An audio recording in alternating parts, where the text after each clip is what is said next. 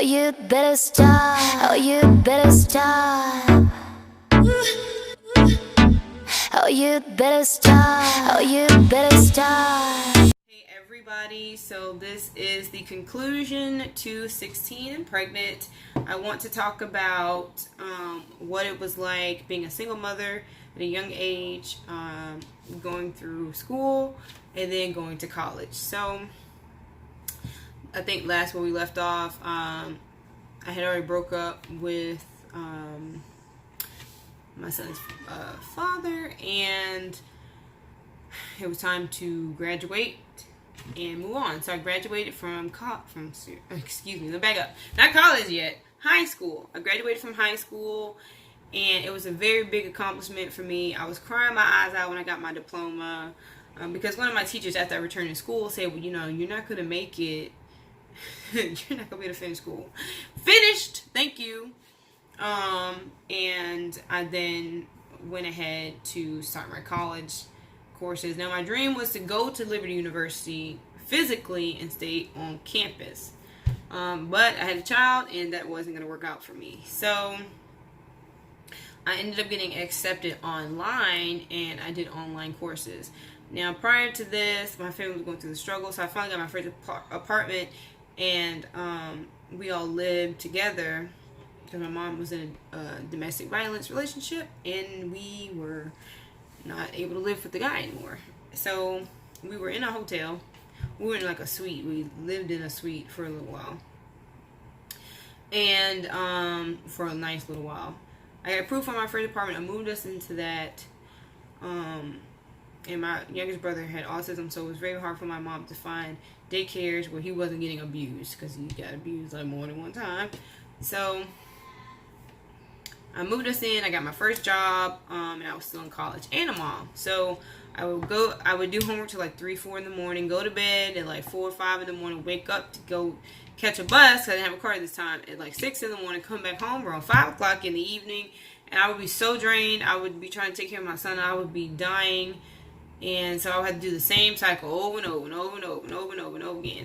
So as you can imagine, having a child and living with your mom is going to become very difficult, because you should be married and you should be much older. So we got into it a lot over the years, and eventually it was time to, part ways. And I didn't have any contact with the dad. I was depressed for about a year. I would literally sit in my room at times and just stare at the wall. Like literally, like almost all day. I tried to, break out of that, and it's time to move on, and what's done is done. I tried to talk to a few guys. I just wasn't 100%, and they just weren't for me. So I stayed single for quite a long time. Like I was single for a very long time, and then just a few guys here and there I tried to talk to, didn't work out. But I do have an update. Well, prior to that, the update, let me just say this. So being a single mom and young is very hard, because you have to figure everything out fast, and like, lucky for me, I wasn't inexperienced, so taking care of my child was no problem. It was just harder because I'm still trying to go through regular life as a freshly graduated high school student, trying to go to college, take care of a child, and work. It was very, very difficult, and it was very, very exhausting. And I knew I wanted change. So that in itself was very difficult. Still never contacted his father. I would see his family. I was like, please don't tell him y'all saw me, because I told him I was going to disappear, and it's exactly, and they would respect that. Like, it shouldn't be like that. You need it. I'm like, you know what? Now it's just not the time. So I do have an update. I was having dreams, and I'll start a series about dreams and visions and stuff later. But I did have a dream that one day I would be confronted or run into him one day, but I always thought it would be when Jalen was 18. Well, that's not the case. Recently, I found his cousin on Facebook, and I looked over. I was like, let me look through, because we were really cool. He's like the awesomest guy you ever meet. So I added him on Facebook. Before I added him, I looked through his friends and was like, please. I didn't see him on there. So I added him. I was like, okay, they must still not be cool. Or they don't talk like that. Whatever. I added the cousin, and then the next day when I go and look on his profile, boom, his dad's pictures. I was like, oh no. And he had his name, is a, like, you know, people make usernames for Facebook. That's not your real name. So he had a different name up there. I was like, oh shoot. Long story short, I messaged Sherrod, what is his name? I messaged him and I asked him how he was doing, and, you know, how everybody else was doing. And I knew then that the time had come that I was going to end up having to deal with my past. And it was very hard for me because, like I said, I always dreamt it would be later on. Jalen is old enough to make his own decisions. But now it's now. And he's only 9. So I didn't want to contact him. I was just hoping this would just blow over. But, you know, after talking to my family and realizing that I need to go ahead and deal with this, the last thing in my past from me being pregnant at a young age that I've not dealt with. I need to apologize for my part for running off, regardless to our relationship, and things like that. But I just didn't feel like he was telling his family fast enough, and he didn't care, and plus he had cheated on me. So I just didn't want him to deal with what I dealt with my dad not being there, period, or being the part-time in and out daddy. I didn't want that for Jalen. That's my second thing. I didn't want that for him. I just did not want it. So I contacted him on Facebook, and his cousin said he doesn't go on there very often. So, of course, me being, you know, CIA and all this FBI, you know, I can find anybody. So I ended up finding him on Instagram and on Snapchat and his email. And I didn't know what to say for a few days. I didn't want to contact because I didn't know what to say. What do you say to somebody you just, you know? So all in all, he was saying, you know, he'd rather just leave things like it was.